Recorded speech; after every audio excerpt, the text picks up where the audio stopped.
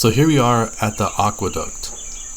It's a channel that allows the canal to go right over top of a creek. And so you can walk across it and fish it. It's a concrete channel.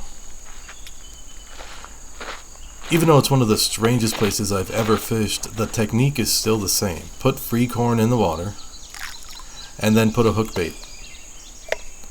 It works every time.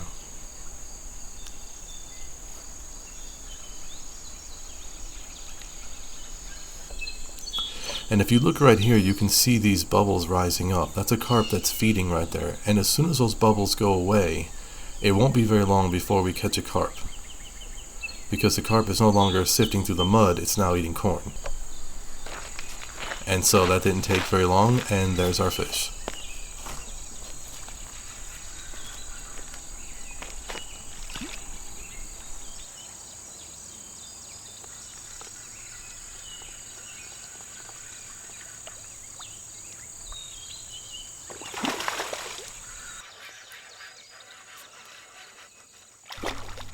Yeah, not a big fish spot, but out here in carp heaven, anything you catch is just wonderful because it's just such a nice place to be.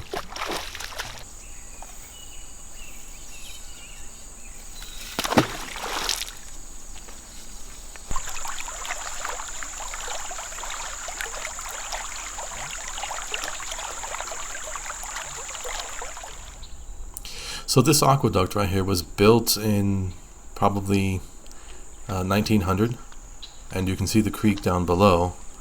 We're gonna have to go down there and look at that, but we're pretty high up.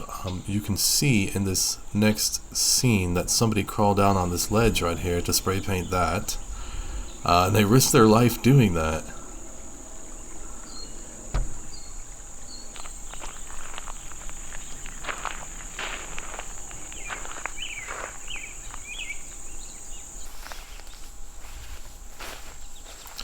Alright, so here we go, and down the hill. We're going to go see what's underneath this aqueduct.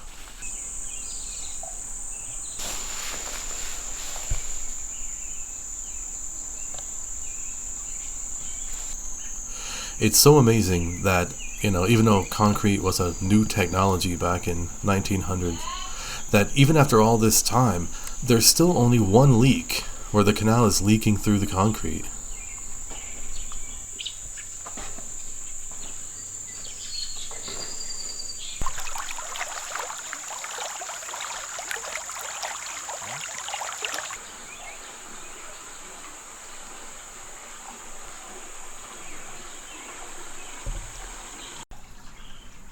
Unbelievably, despite being here for 120 years, these wooden pylons have held up the weight of all of this concrete and the weight of the water that's in the aqueduct. How did that happen? Shouldn't the concrete have gotten out of level and cracked and collapsed? I don't understand how they built this. That was amazing. So these guys right here did one heck of a job back in, 1907. Good job, guys.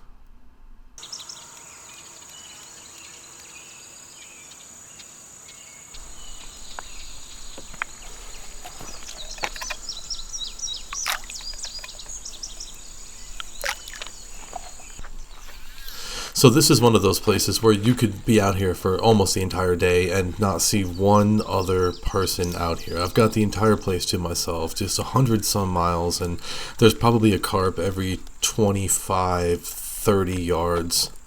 You'll never run out of carp, and that's why I don't use an unhooking mat or a carp landing net or anything like that. There's just no reason. I mean, these are wild strain carp. They're extremely tough.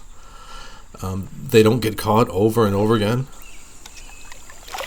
and so it's just not necessary.